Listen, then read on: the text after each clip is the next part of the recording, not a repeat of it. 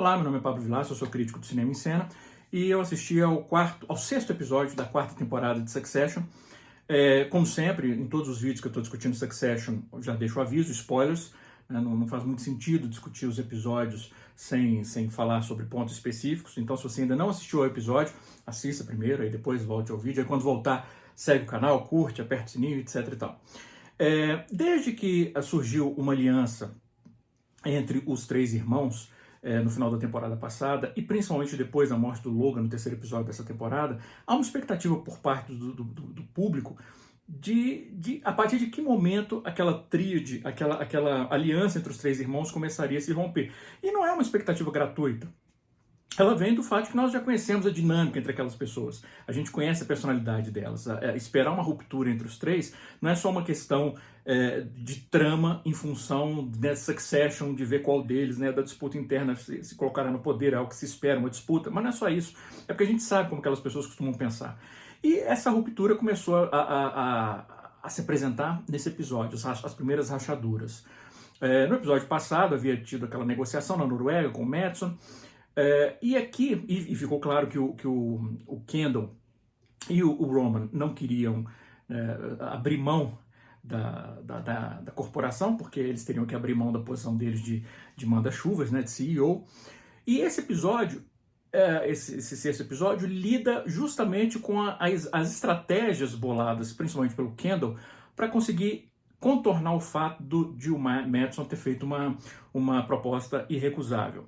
E o que a gente testemunha é uma implosão, de certa maneira, dos três, com resultados, às vezes, surpreendentes. Então, eu acho que é interessante, para analisar esse episódio, a gente abordar separadamente a trajetória dos três nesse episódio. Antes, eu vou fazer só um parentezinho para falar do Madsson, que se ele se mostrou um negociador estratégico, inteligente, até maldoso, em todas as suas aparições até hoje, e principalmente no último episódio, dessa vez ele demonstrou também essa impulsividade adolescente, juvenil, que tantos multibilionários exibem, o momento comunista do videocast, parece que todo tem que ter, todo videocast tem que ter,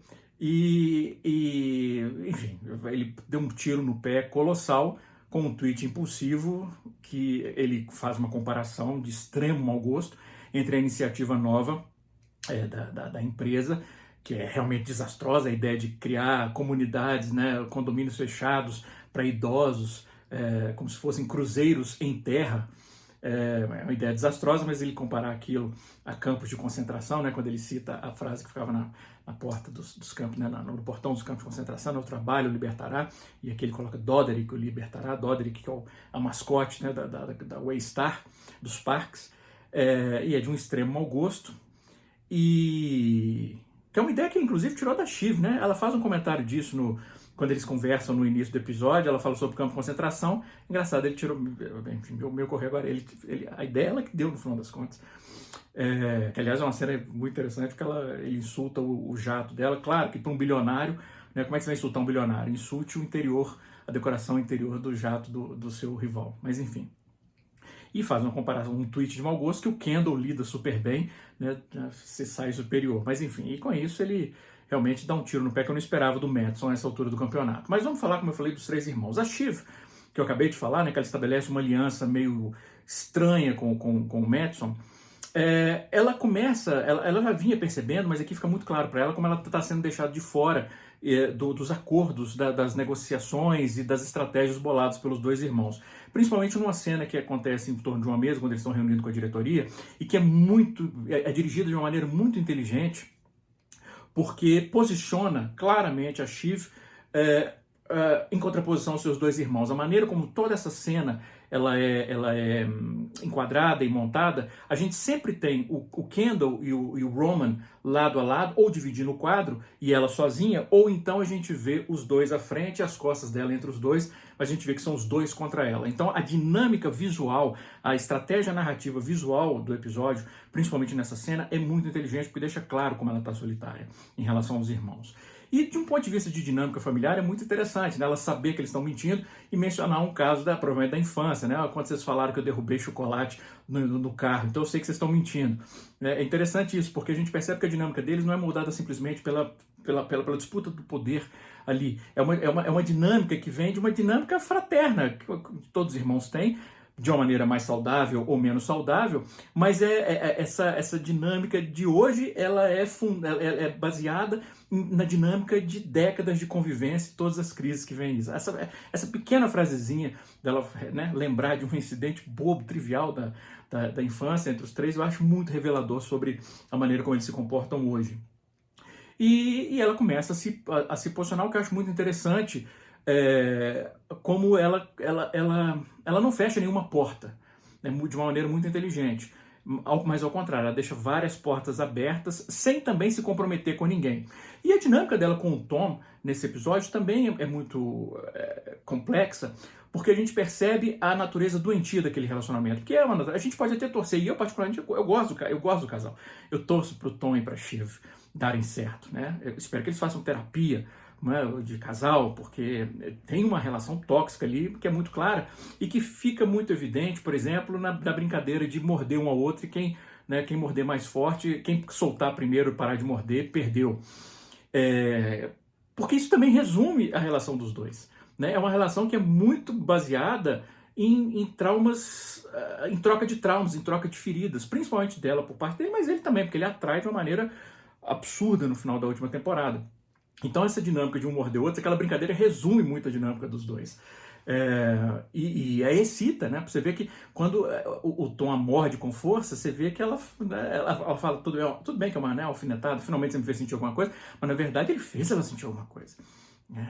E é isso que ela busca.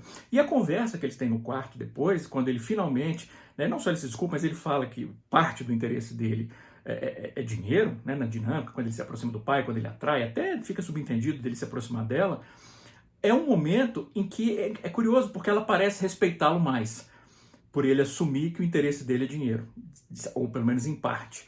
Né? E aí, de novo, aquela coisa doentia, né, dele brincar. Se eu não tivesse nada, você iria morar comigo num trailer. E ela, eu amo você, eu seguiria você em qualquer lugar. E os dois riem porque eles sabem que isso é uma mentira absurda. E é tão absurdo que só rindo daquilo, mas ao mesmo tempo estabelece uma aliança entre eles.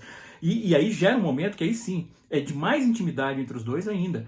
Que para mim, é a cena que estabelece realmente assim, um vínculo reformado entre os dois, que é quando ela conversa com o Madison, com o Tom na sala, sem o Madison ver, mas ele tá ali. Né? Esse é um vínculo de casal, né, de casal mesmo, que ali fica muito claro, muito mais do que a transa que eles tiveram antes. Então essa dinâmica da Shiv ao longo do episódio eu gosto muito. O Kendall é o Kendall.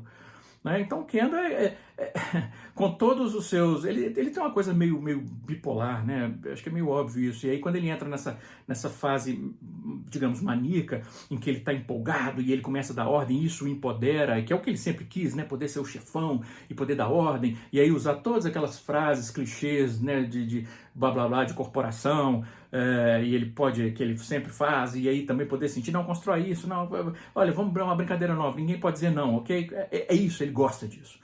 Ele sente prazer com isso. Mas, ao mesmo tempo, é o que a gente já discutiu aqui em outros vídeos. O Kendall não é o Logan. Então, assim, ele realmente... Ele tem uma visão que é uma visão complicada, para não dizer frágil. Então, a ideia dele de manipular o valor das ações, supervalorizando o lançamento, que leva até uma frase que eu acho sensacional do contador lá da empresa, né? Que ele fala assim, números não são apenas números, são números. Eu acho essa frase sensacional, porque é uma frase que se entende exatamente o que o cara quer dizer, né? Números não são apenas números, são números. Mas ele não pensa no depois. Eu acho que os últimos 4 episódios... Nossa, faltam só 4 episódios para acabar.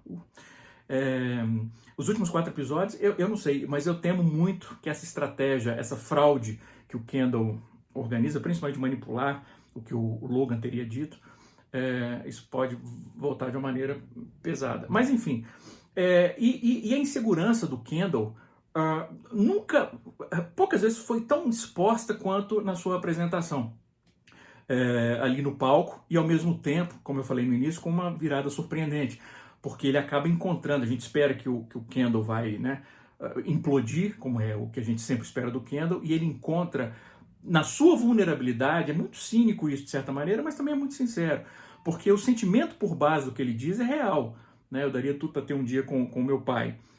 Não necessariamente por amor, mas enfim, mas também é por amor, essa complexidade. Mas ele instrumentaliza a sua dor para poder convencer os investidores. É muito cínico isso que ele faz, né? Mas funciona. E eu acho também essa dinâmica muito interessante. O que nos traz finalmente é o Roman, que aí entra numa piração louca de sair demitindo todo mundo, o que é uma versão, eu acredito que na cabeça dele é uma versão do que o pai, né, do fuck off, do Logan, né, de mandar todo mundo, né, se fuder. Enfim, eu acho que é revelador, e principalmente quando ele percebe que ele foi um pouco longe demais com a Jerry, e ele vai falar com o Kendall, e o Kendall aprova o que ele fez, e você vê o sorriso, é raro você ver um sorriso de satisfação, de prazer, de alegria realmente, sem ser de cinismo, um sorriso genuíno do Roman, ao sentir a aprovação do irmão. Ele é a coisa que ele busca a vida inteira, é a aprovação, né? Mas ao mesmo tempo, depois ele, né, se afasta porque ele acha que o Kendall vai implodir. O que nos traz, para mim, ao elemento mais fascinante desse episódio, que é a maneira como o vídeo deixado pelo Logan, né, para poder divulgar aquele lançamento novo, é usado. Primeiro, pelo Kendall para um diálogo público. Ele coloca o pai na tela para ele poder dialogar com o pai, para o pai dizer para ele publicamente o que ele sempre quis ouvir o pai dizer, de certa maneira. De um ponto de vista psicológico, é fascinante isso. De novo, ele instrumentalizar algo pessoal para fazer quase que uma terapia em público para colocar o pai dizendo para ele o que ele queria ouvir. Nem que seja necessário, obviamente, manipular o que o pai disse originalmente.